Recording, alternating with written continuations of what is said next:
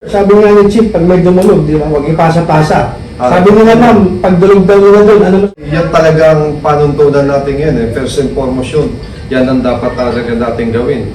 Kasi sila, wala na silang ibang lalapitan. Kaya nila ma'am sir, ang layo. Wala silang mag-anak. Kaya nga in-open natin, sila ma'am nga, siguro nahihiya na lang kasi pwede naman sila dyan mag-stay. Nag-stay na lang dito. Malaking permission talaga sa Layo sir, opo. Galing pa sila sa norte. Legal na hanap buhay. Ilocos, masakit lang is yung mga tiga rito pa sa atin sa Maynila, yung manloloko sa kanila. Tiga daw. Ma'am, ito, total na paghihirapan niya pa. Ma'am, sir, naghirap na kayo dito. Ituloy lang po natin yung case. Isang alang-alang lang po, yung hirap po. Tsaka alam naman namin na pinaghirapan niyo yung pera niyo nila. Hindi yan basta-basta pwedeng tulong na po sino-sino. Kaya po kami dito kasi laging handa para sa ganyan. Siyempre, mas kakampi yung po ang police sa mga legalista na yan. Salamat po, sir. Ma'am, welcome daw po kayo. Sabi niyo sa dito sa station, kung wala, if ever may dumating yung hearing, sir, pwede ba yun? Pwede. Pwede. Sa Manila, siyempre may hearing yan. Ang PNP ang kamag-anak nila. Yun, ayos sir. Ako nagpapasalamat sa PNP dito ulit sa Maynila. Kasi sa sobrang kahit hindi kami kilala, para kami kamag-anak nila, ano nila. Maraming salamat sir.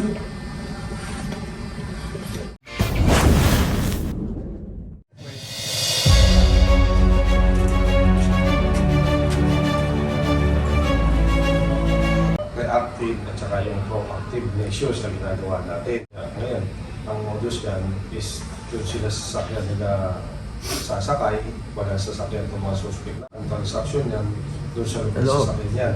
Talagang hindi namin alam kung ano yung mga nangyayari kasi nag-uusap sila through social media or tawag-tawag lang din, mag-meet up sila sa area. Ngayon, lalapag sila doon at ngayon, ang bayaran din doon sa loob. Ang pinaka-advice namin is hindi dapat talagang i-validate kasi malaking pera dyan. Opo. Ano na, mas exist yan. Pangalawa, since na meron na tayong huli, nahuli sila, na-identify sila personally, ang ating mga complainant, ituloy ang case. Kasi para hindi na ito mangyari pa ulit o hindi na makapiktima pa ng iba.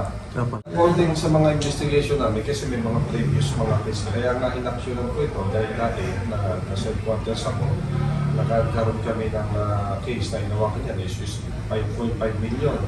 Small scrap naman ang nilalabas. And then, other incident, ito nga recent ng June 9, and then tractor head naman, which is the same. Basta hinahanap nila ma'am, tsaka nila sir, tractor head din. Mga nag-kino-compile naman namin yan doon sa headquarters, kasi ilang taon lang na ako naman ang commander dito at nasa area lang yan. Kaya ako, very particular ako dyan. Kaya nung magkaroon ka agad ng complaint na ganyan, agad namin yung inaksyonan, tinawagan ko yung mga informant natin, coordinate sa Theft and Robbery, naka-reach ng Theft and Robbery, at saka yung previous chief ng Theft and Robbery rin, kinoordinate ko yan. Tinap ko na rin sila kasama ng mga station na nagkakaroon din ng madalas na case ng ganito. Yes sir. Kaya yun, nilocate muna namin. Siyempre, itong tao doon sa bahay nila, nung wala doon, may nakapagsabi sa amin na informante na naman na nasa cafe siya ng Jose Reyes. Kaya ang ginawa namin, nag-stake out na lang yung tropa doon kasi hindi naman namin alam kung saan man lang talaga eh. At nakita nga ito, lumabas, na-identify kaagad siya ng complainant natin.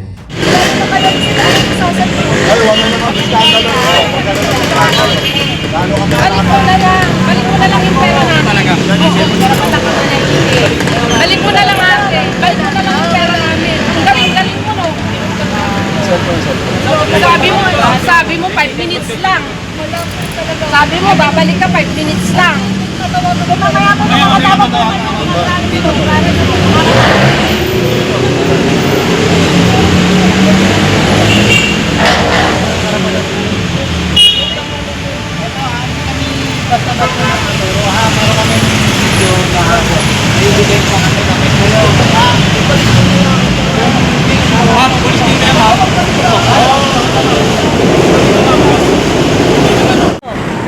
May karapatan ka manahimik. May karapatan ka manahimik. Sa walang siguro lahat ng sasabihin. maaaring gamitin mo laban sa'yo sa anong mga gumanin sa'yo.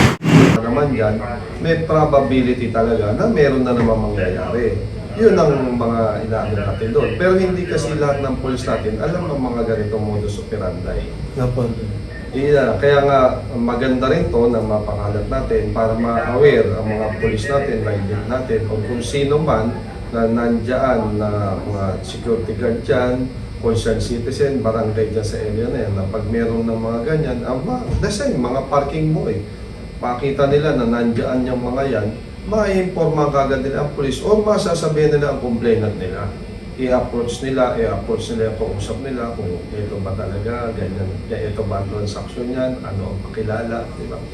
Nandyan na ang mga materials, nandyan na ang information ilalatag na lang na. Bilang ko sa akin, kasi nung nasa DITM ako, meron kaming 5.5 million na sinundan. Actually, meron kaming inquested doon. Opo. Yan yung si alias Eddie Hasler, yung matanda. Pinuntahan pa namin yan dyan sa pating Malabon. Na-inquest namin, tapos na at large yan si Melanie, yung huli namin ngayon. At large. At hindi kasi nag-kurso naman si complainant dito pagka na eventually na dismiss, hindi namin malaman kung ano mga bagay. Pero siguro we have to validate kung bakit ano na nangyari doon. Tapos yung isa naman, involving 2.2 million, alam ko na itong istorya na to at yung modus operandi na to. Kaya hindi natin naging mahirap. Hunting time na lang ang nangyari dito kung saan namin siya hanapin. Sabi ng Boss Jerry, ay hindi na kayo pupunta ng Antipolo, sabi niya. Pupunta na lang kayo ng pinakamalapit na PNB. Doon na lang kayo mag-stay, parang mag-standby ba?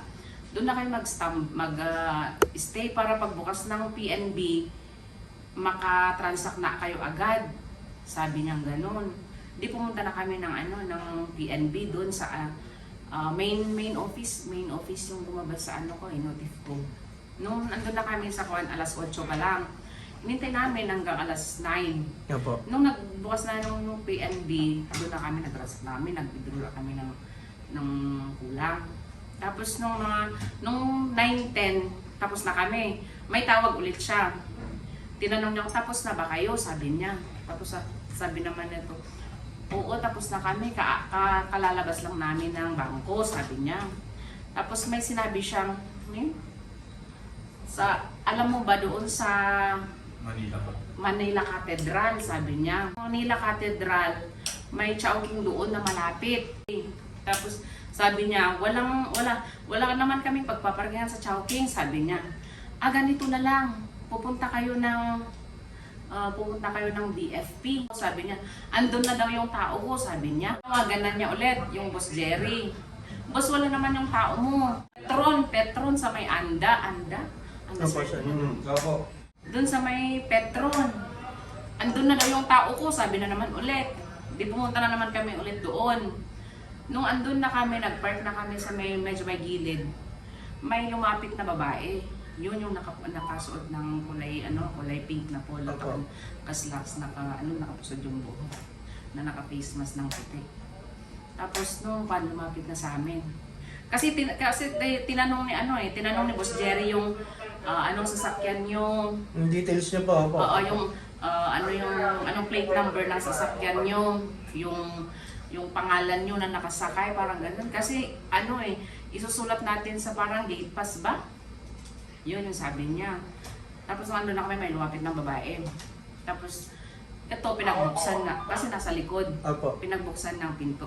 Sabi niya, ikaw ba yung pinadala ni Boss Jerry? Sabi niya. Tapos oo, sabi niya. Hindi, pinasakay na, umusod ng ganun.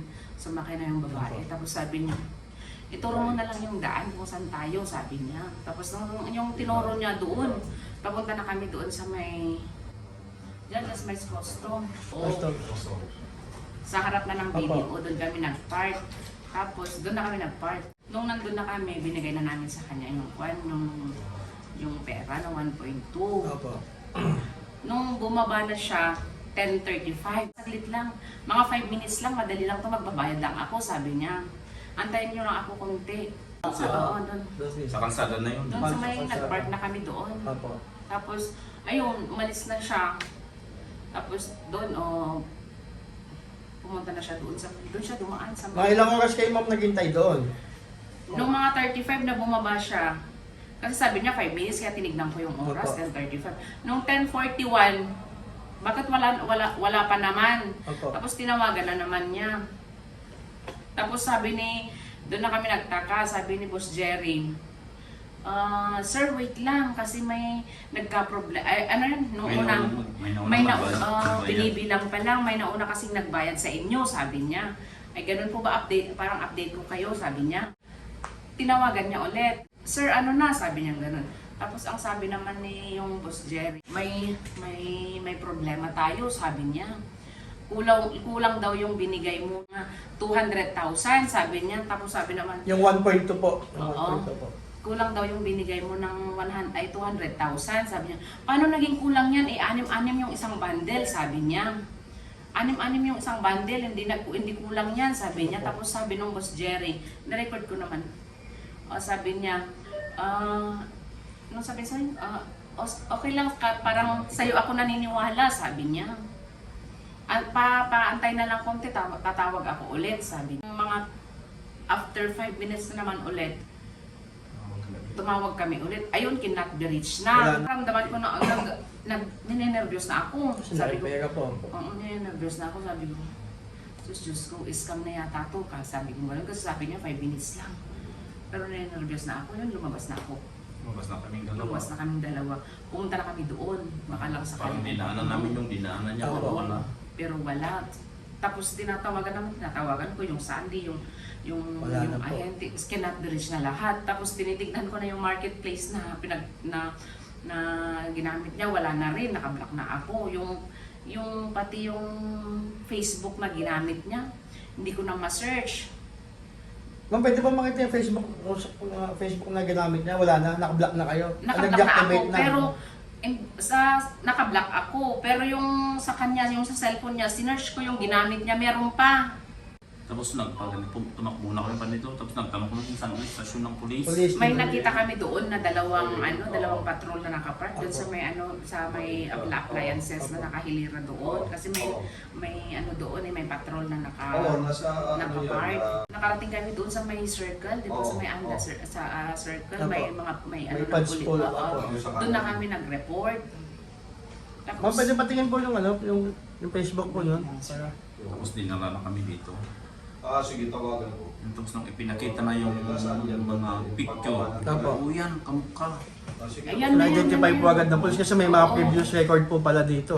Yun nga yung maganda doon, sir. May previous record na pala, kaya Oo. madali nilang na-trace.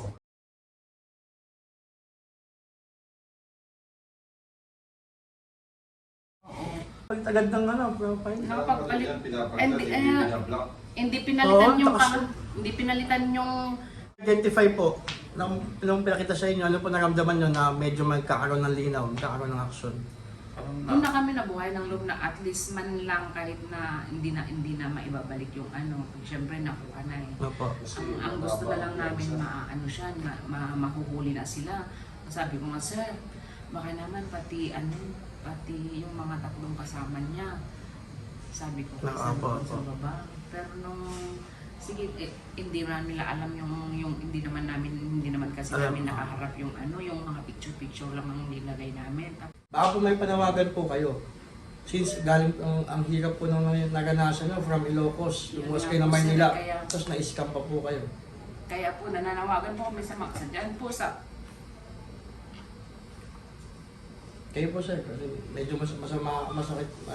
Nanawagan kami dyan sana sa mga costume. Tignan naman sana para hindi na sila makapambiktima pa ng ibang tao. kasi ginagamit po nila yung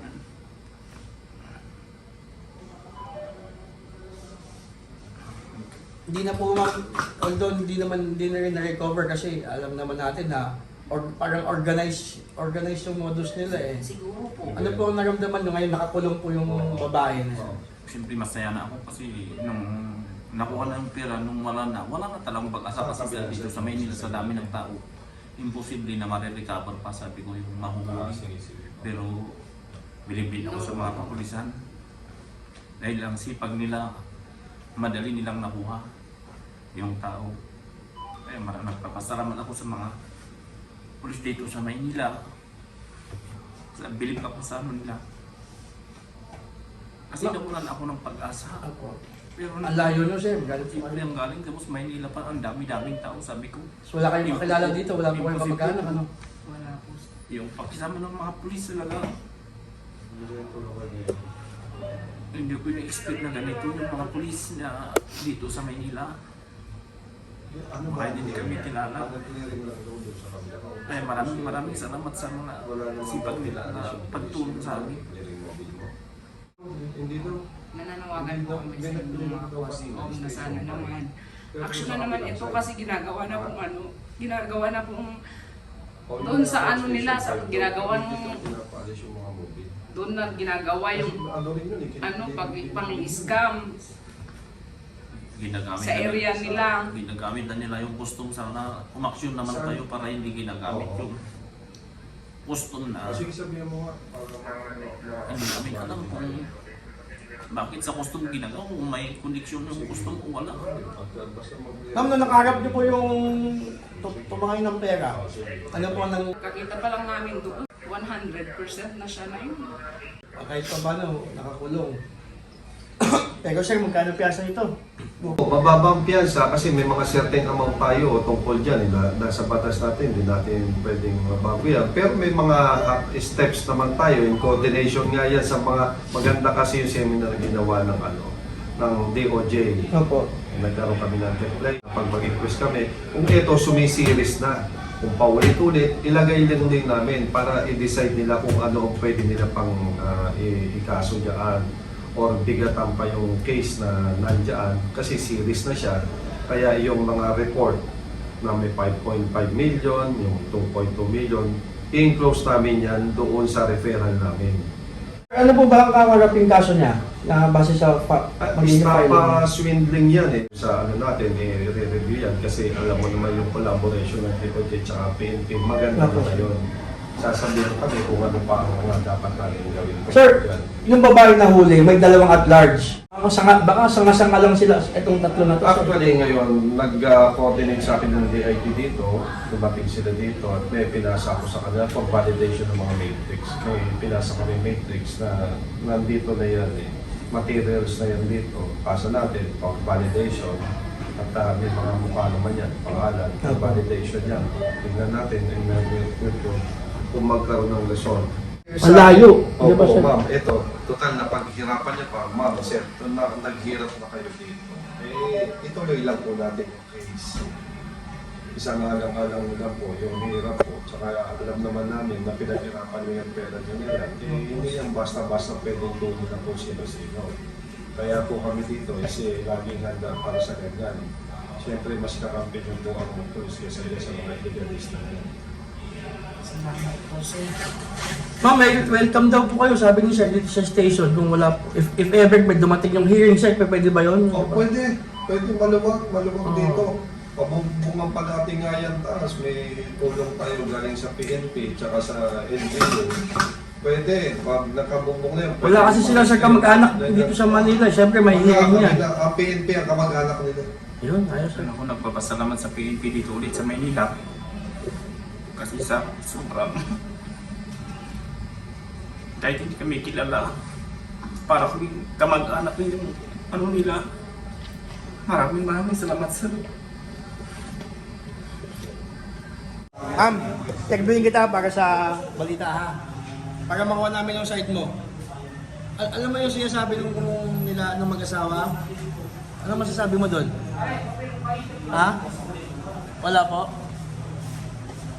Para ano lang, makilabas namin yung side mo. Kasi lalabas namin sa social media, sa news vlog. Anong masasabi mo ate? Wala? Salamat po ha. Ito na yung pagpilto mo English. Meron ka pang karapatan doon, magsalita, tatanungin na sigurado ng duty question mo dito.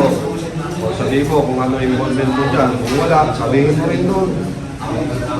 Malalaman naman nila yan dyan. Ha? Kaya yung pagpilto natin, dinutulungan din sa case na yan. Paala kayo ng lensa.